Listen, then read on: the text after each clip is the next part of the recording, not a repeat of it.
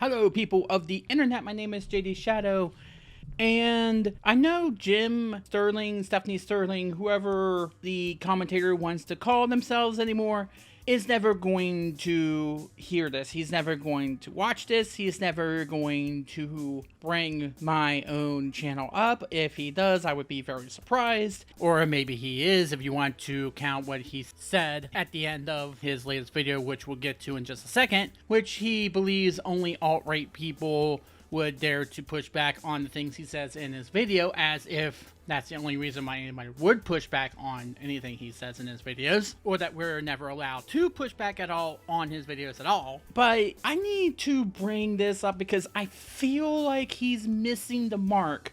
His latest video entitled "To Political Cowardice of AAA Publishers." Okay, we agree on that. There is a huge problem in that AAA publishers do not speak up, do not say anything when it comes to sensitive topics. And you can make the distinction of what can they say? What are they supposed to be saying here? How are they supposed to say it? What did they say? Are the opinions going to alienate one side or the other? Is there more than two sides to this issue? And of course, we're talking about the current stances of certain sensitive topics in the political sphere or social equality. And yes, I'm trying to skirt by because unlike him, unlike Jim Sterling, unlike Stephanie Sterling, we here on the smaller YouTube scene gotta worry about demonetization, even though what we say is not in any way controversial. Let's get that out of the way as well. However, I need to bring this up. Can he get through one video where he's not claiming that hardcore gamers are by default bigoted? Can he get through one video in which he's not claiming that? Because I can assure you that hardcore gamers are with him on about 90% of what he's saying. I can assure you that hardcore gamers are not the problem here. It's not that. And I'm not saying, oh, we just want to talk about the games. Because yes, they do care about these issues. Problem is the amount of coverage it's getting right now. Yes, we want to talk about these issues. We want to talk about these topics, but not 24 hours a day, 7 days a week, 365 days a year. We need to have some release. We want to have some escape from it. Some escape. Not all the time. We don't want to be running from it. Of course, we're not running, but we need at least a couple of hours a day in order to recharge our brains. That's what we're asking for. That's what we're saying here. Not that we don't care about these topics, it's that we need a few hours in which we can come together and not completely go at each other's throats 24/7. And yes, that is a reason why these are called wedge issues, because they are meant to divide us. They are meant to drive us apart, to have this division to where we as a society think that the other person doesn't want us to be decent human beings, doesn't want us to be a human, thinks of us as something less than that. Now, of course, in the video, he specifies a letter that Jim Ryan sent to certain people within his company, or everybody within the company is supposed to be an internal letter, and Kotaku did report on it, and Jim is sitting there saying that it was deplorable. And yeah, it's sort of bad if you don't take this into consideration. The letter in question was reported on by Kotaku, but was broke by Bloomberg. Guess who initially wrote this article? Guess who decided that he was not going to post the full letter and just excerpt bits and pieces of it?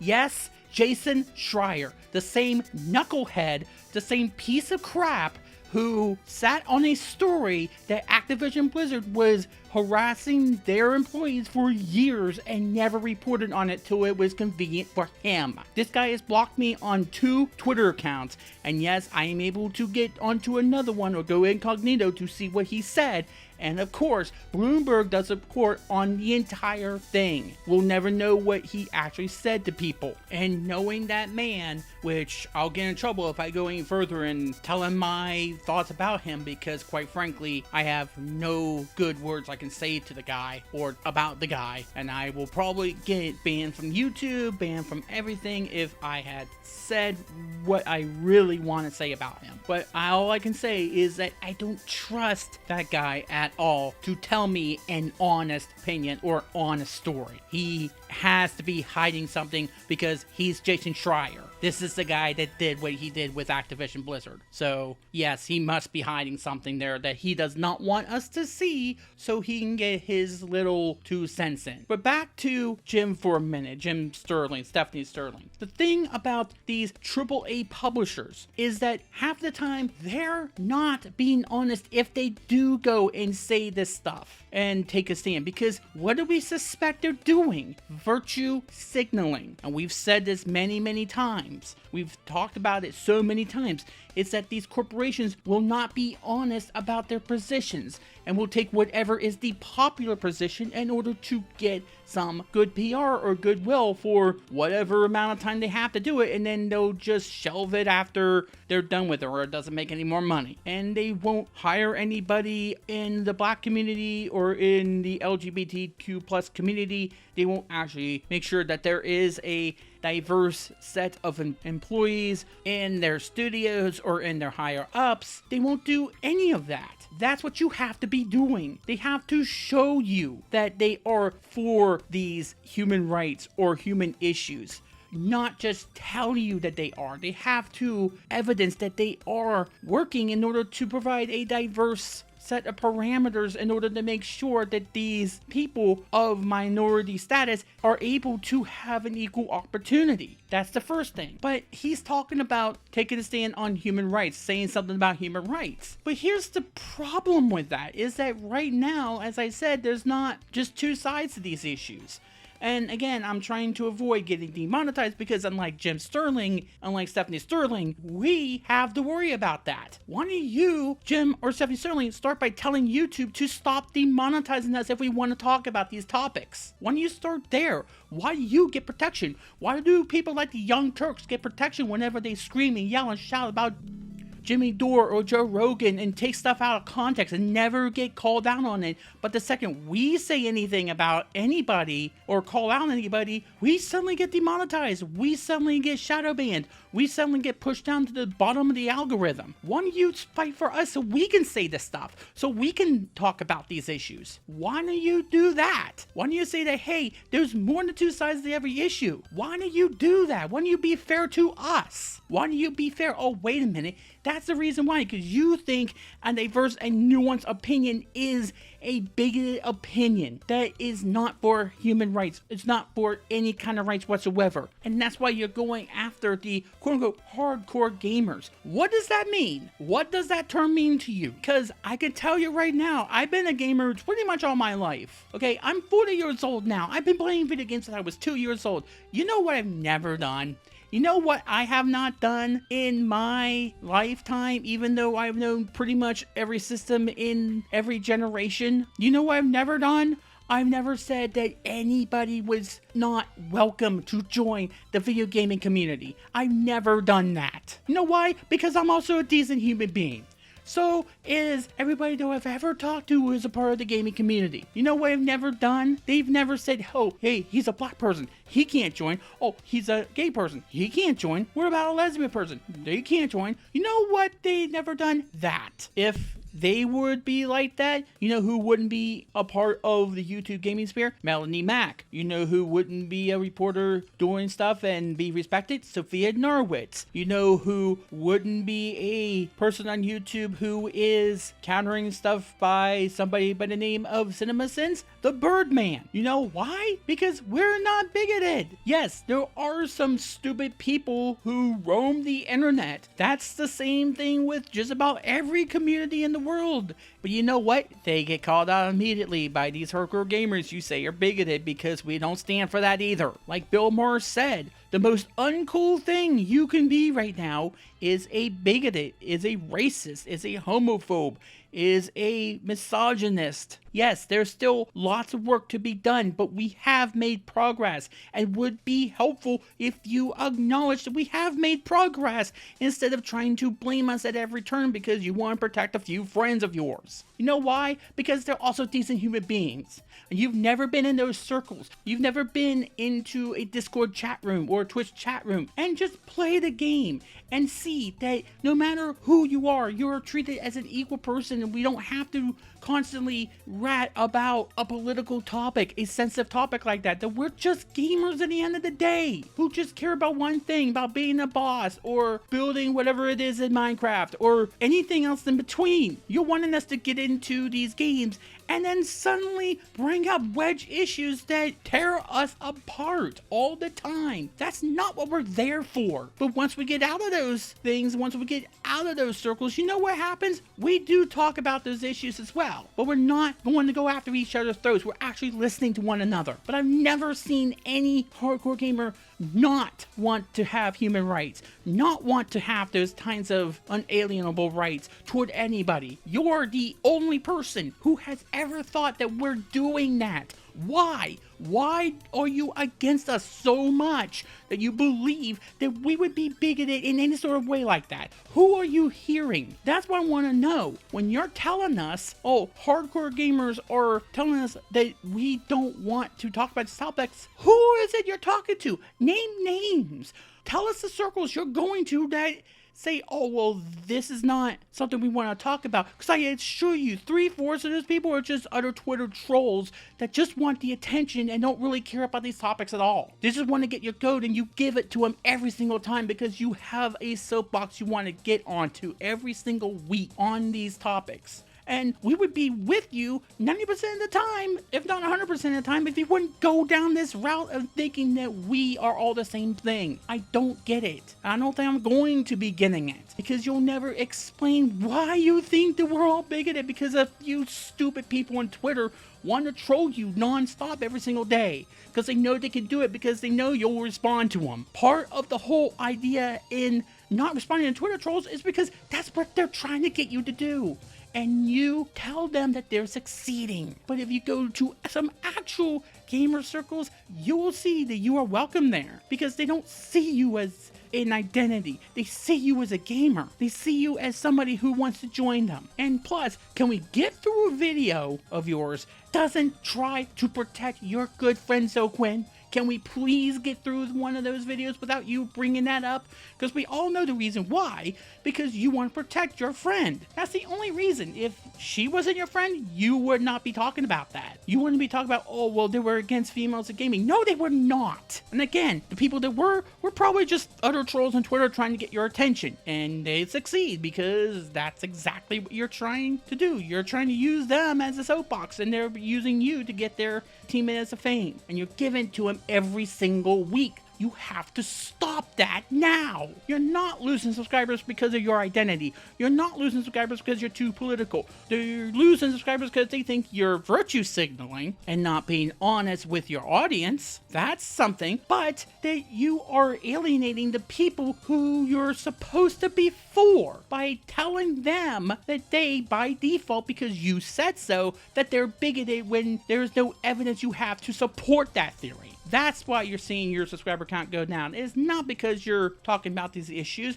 It's not because you're saying, hey, these AAA publishers are not acting the way they should. Because we can all agree to some degree about that, but it's you putting everybody into a box and saying, hey, if you're part of this crowd, regardless of what you actually believe, because I believe you are a bigoted monster, you are a bigoted monster, and I'm going to go by that opinion. And I'm going to treat it as fact, even though I never met you in my life. But what evidence do you have to support that theory? You never bring that up. You never talk about what kind of evidence you have in order to speculate that that's the way it is. And if you want to talk about gamers that are voting with their wallets, why are you never bringing up Activision Blizzard? Because that was the firm example of them doing just that and supporting people who were abused and neglected and harassed there. Instead, you're bringing up Ubisoft because that's an easier thing for you to bring up because you don't don't have to explain why a whole bunch of gamers decided that they've seen enough, because you can have an easier time, because not many people knew anything about that, still don't know much about that. Maybe instead of trying to blame gamers for not voting with the wallets about Ubisoft, actually tell us what happened, because I don't think 50% of the gamers even are aware what happened. But you're still blaming them for saying, oh, we don't want to talk about it. No, we don't know anything about it. You won't tell us anything about it. Yet you think we should know about it. If you think we should know about it, then explain it in a way that's non-militant. In a way that doesn't talk down to us as if we should have known all of this in the start. Was it as bad as Activision Blizzard? Was it equally as bad? If it was, then maybe we should know about it. But until then, don't blame us for not doing anything about it if we don't know half the story. And do we trust you when you do tell us, because it's coming from somebody who's getting their information from Jason Schreier and is protecting people like Zoe Quinn? You have to actually go into detail about why we as gamers should trust you when you say this stuff, and not go into a complaint about quote-unquote anti-woke people. What does that mean to you? What the hell does that mean to you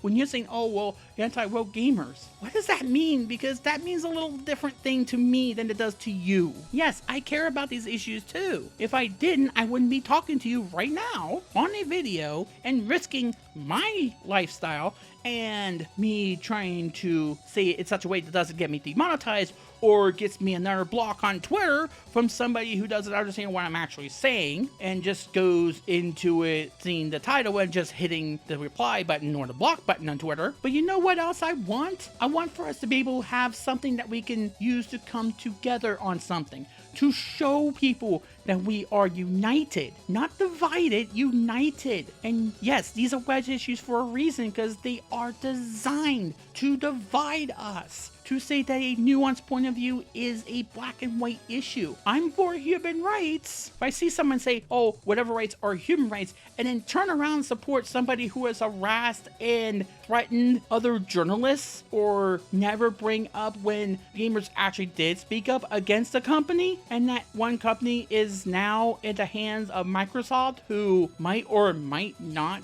do the right thing when it comes to antitrust concerns, or clean up the act that brought them to their knees in the first place. When you never bring that up, but you're sure as hell gonna bring up Ubisoft, something that half the gamers don't even know what's going on there, but you pretend that we do. When you're saying that and then turn around saying something different, why should we believe that you're being sincere? Why do you think that we should think that Jason Schreier is telling us the full story about that Jim Ryan letter, or what EA was saying, or how people felt about Bungie when they were saying that? Yes, it is good that they're saying that, but we want action. We want them to show us that they care about these issues, not just tell us in a press release. That's what we're saying here. Don't just tell us in a press release. Actually do stuff that shows us that they give a crap about this issue or any issue. That's all we're saying. Not that we don't care. And don't bombard us with this stuff 24/7, not because we don't care, but because we want to be able to show people that we are united. And we don't have to discuss these things 24/7 in order for people to be aware that we care about these issues, and that there are more than two sides to every issue. But I would like to see Jim get through one video without blaming the gamer TM thing. He did it last week. He did it in such a way last week that he didn't have to go down that route.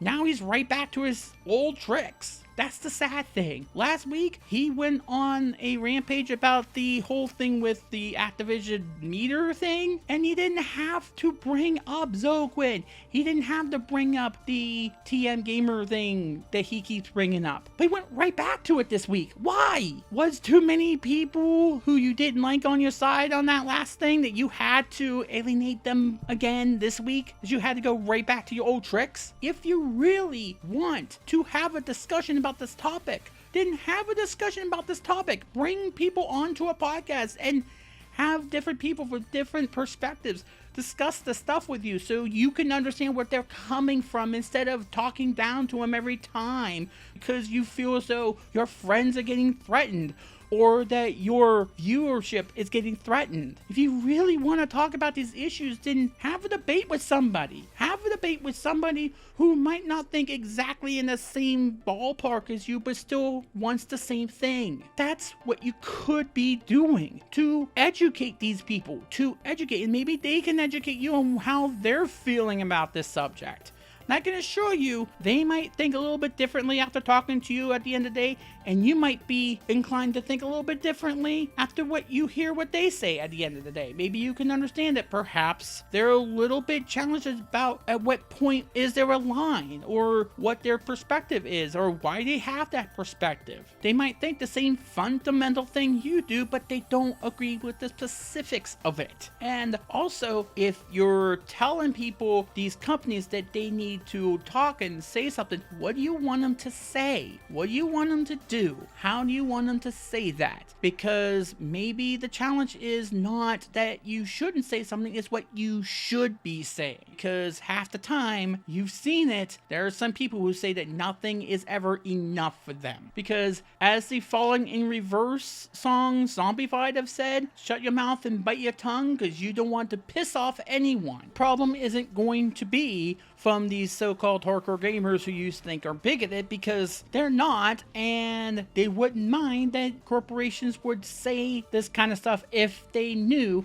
that they meant it, and not just virtue signaling like we've seen with that Activision thing that you talked about last week, which everybody was with you on that. No, it would be from the fringe people who would normally be on your side, but saying, hey, what you said was not enough, we want a little bit more and a little bit more until you can't please them anymore. That's who they're afraid to quote-unquote piss off, because whatever they say, you'll want a little bit more and then a little bit more. You have to be satisfied with what they're saying. At some point, you have to say, okay, we get it, we believe you. But you never do that, so why should they bother doing something in which they're never going to see any satisfaction, unless they virtue signal and you give them a whole bunch of money for a month and then they just throw stuff away as if that's all the time they should be caring about any kind of human rights whatsoever. They have to do it 365 days a year, and they have to show you that they do care, not just change your logo for a month. Is that what you want? Because you're getting that, and there's no real impact outside of that month, if even in that month. Again, if these so-called hardcore gamers and true hardcore gamers actually didn't care, then they wouldn't have spoke up with their wallets about Activision Blizzard and stop misrepresenting the reason why you're losing subscribers. Has nothing to do with your identity, has nothing to do with any of that, but who you're blaming and who you're protecting, and if they trust you of being sincere in your opinions and your takes. Maybe if you stop doing that and understand where we might be coming from instead of what you feel like we're coming from, then perhaps you might see that the majority of people you think are not on your side are